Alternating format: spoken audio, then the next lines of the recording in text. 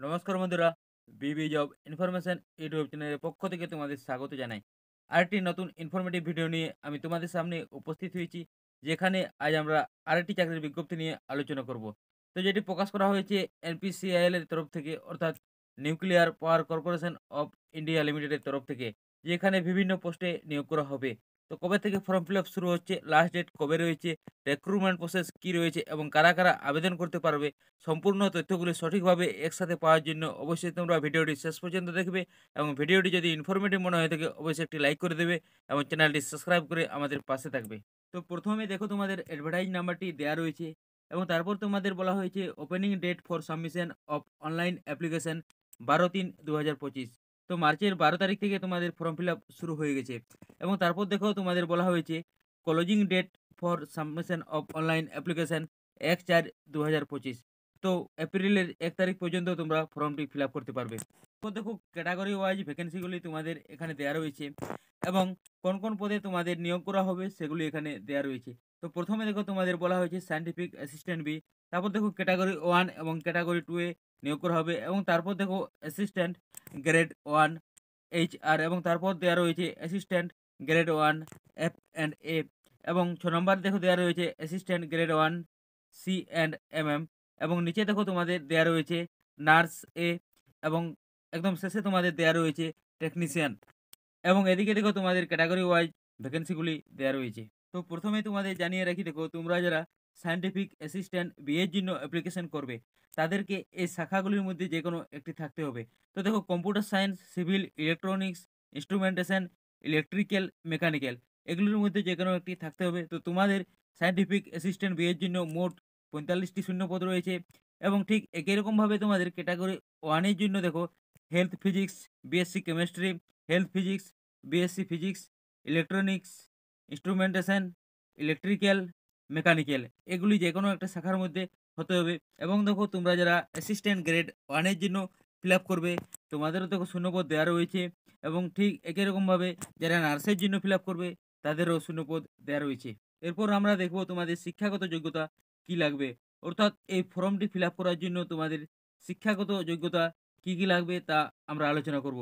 তো দেখো, প্রথমে এখানে তোমাদের বলা হয়েছে এসেনশিয়াল কোয়ালিফিকেশন। তো প্রথমে দেখো তোমাদের বলা হয়েছে সায়েন্টিফিক অ্যাসিস্ট্যান্ট বি। তো সায়েন্টিফিক অ্যাসিস্ট্যান্ট বি এর জন্য যে যে কোয়ালিফিকেশন লাগবে এখানে দেওয়া রয়েছে। তো তোমাদের বলা হয়েছে diploma in engineer of 3 years. তো অবশ্যই তোমাদের 3 বছরের ডিপ্লোমা লাগবে, অথবা এখানে দেখো অথবা দেওয়া রয়েছে এইচএসসি প্লাস 2 ইয়ার্স ডিপ্লোমা, অথবা তোমাদের উচ্চ মাধ্যমিক হলেই চলবে, সেখানে অবশ্যই শাখা তোমাদের সায়েন্স থাকতে হবে। প্লাস দেখো তোমাদের বলা হয়েছে 2 ইয়ার্স ডিপ্লোমা কোর্স। দেখো এখানে তোমাদের শাখাগুলি দেওয়া রয়েছে civil, electronical, instrumentation, electronics, mechanical. তো এগুলি তোমাদের মধ্যে যার যার আছে তোমরা অবশ্যই ফর্মটি ফিল আপ করতে পারবে এবং তোমাদের মিনিমাম যেন 60% মার্কস থাকে। এরপর নিচে দেখো তোমাদের আরও বলা হয়েছে তোমরা যারা কম্পিউটার সায়েন্সে আছো তারাও ফর্মটি ফিল আপ করতে পারবে। তো এখানে বলা হয়েছে BSc with not less than 60% marks, BSc with not less than 60% marks plus 1 year diploma. তো অবশ্যই তোমাদের বিএসসি 60% মার্কস লাগবে এবং 1 ইয়ার ডিপ্লোমা। এরপর দেখো ক্যাটাগরি 1 এর জন্য যে তোমাদের কোয়ালিফিকেশন লাগবে সেটি এখানে দেওয়া হয়েছে। তো তোমাদের এখানে প্রথমে বলা হয়েছে দেখো diploma in engineering with not less than 60% marks in relevant discipline. তো অবশ্যই তোমাদের ডিপ্লোমা লাগবে এবং মিনিমাম যেন 60% মার্কস থাকে। এছাড়াও দেখো তোমাদের বলা হয়েছে 2 ইয়ার্স ডিপ্লোমা ইন ইঞ্জিনিয়ারিং, তোমাদের 2 বছরের ডিপ্লোমা লাগবে এবং lateral entry to second year after HSC. তো তোমাদের উচ্চ মাধ্যমিকের পরে অবশ্যই 2 বছরের লেটারেল লাগবে এবং এরপর দেখো ঠিক একই রকমভাবে তোমাদের এখানে শাখাগুলি দেওয়া রয়েছে। নিচে দেখো তোমাদের এরপর বলা হয়েছে ক্যাটাগরি 2 এর জন্য কি কোয়ালিফিকেশন লাগবে। তো ক্যাটাগরি 2 এর জন্য দেখো তোমাদের বলা হয়েছে minimum 50% marks in science subject, mathematics individual plus 2 years ITI. তো তোমাদের মাধ্যমিক পাস লাগবে।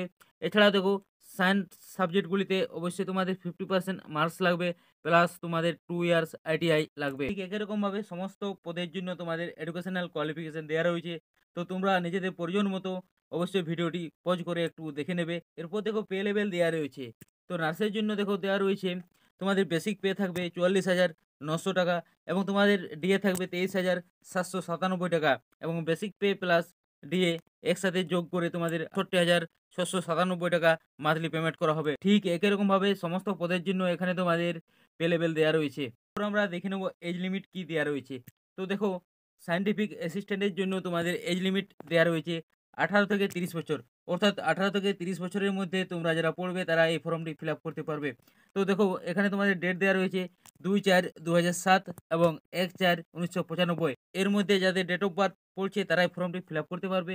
ক্যাটাগরি 1 এর জন্যও বলেছে 18 থেকে 25 বছর পর্যন্ত তোমরা ফর্মটি ফিল আপ করতে পারবে, এবং ক্যাটাগরি 2 এ বলা হয়েছে 18 থেকে 24 বছর বয়স পর্যন্ত তোমরা ফর্মটি ফিল আপ করতে পারবে, এবং অ্যাসিস্ট্যান্ট গ্রেড 1 এ বলা হয়েছে 21 থেকে 28 বছর বয়স পর্যন্ত তোমরা ফর্মটি ফিল আপ করতে পারবে।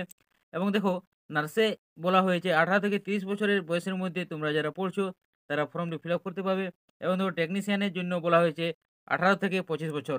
এছাড়াও দেখো, তোমরা ক্যাটাগরি ওয়াইজ এজ রিল্যাক্সেশন পেয়ে যাবে। ওবিসিদের জন্য দেখো রয়েছে 3 বছর, এসসি/এসটিদের জন্য রয়েছে 5 বছর। দেখো, পিডব্লিউবিডি অর্থাৎ ইউআর, ইডব্লিউএস এদের জন্য রয়েছে 10 বছর, এবং পিডব্লিউবিডি, ওবিসি, এনসিএল এদের জন্য রয়েছে 13 বছর, এবং দেখো পিডব্লিউবিডি, এসসি অথবা এসটি এদের জন্য রয়েছে 15 বছর। এরপর দেখো, এখানে তোমাদের সিলেকশন প্রসেস দেয়া রয়েছে। তো তোমরা যারা সায়েন্টিফিক অ্যাসিস্ট্যান্ট বি এর জন্য ফিল আপ করবে, তো তোমাদেরকে একটি অনলাইন এক্সামিনেশন দিতে হবে, এবং তারপর তোমাদের পার্সোনাল ইন্টারভিউ হবে। এবং ক্যাটাগরি 1 এর জন্য যারা ফিল আপ করবে তাদেরও একটি অনলাইন এক্সামিনেশন নেওয়া হবে এবং একটি ইন্টারভিউ নেওয়া হবে। এবং দেখো, ক্যাটাগরি 2 তে তোমাদের বলা হয়েছে online examination, preliminary test plus advance test. তো যারা তোমরা ক্যাটাগরি 2 এর জন্য ফিল আপ করবে তাদের 2টি এক্সাম নেওয়া হবে। প্রথমে একটা প্রিলি, তারপর তোমাদের মেন নেওয়া হবে। এবং তোমরা দেখো, যারা category 2 assistant grade 1, assistant grade 1 এবং দেখো নার্স এ, টেকনিশিয়ান, তো তোমাদের জন্য অনলাইন এক্সামিনেশন একটি টেস্ট নেওয়া হবে প্রিলিমিনারি, এবং তারপর তোমাদের অ্যাডভান্স টেস্ট অর্থাৎ তোমাদের মেন টেস্ট নেওয়া হবে, এবং দেখো তারপর তোমাদের একটি স্কিল টেস্ট নেওয়া হবে। ঠিক আছে বন্ধুরা, ভিডিওটি আমি এখানেই শেষ করলাম।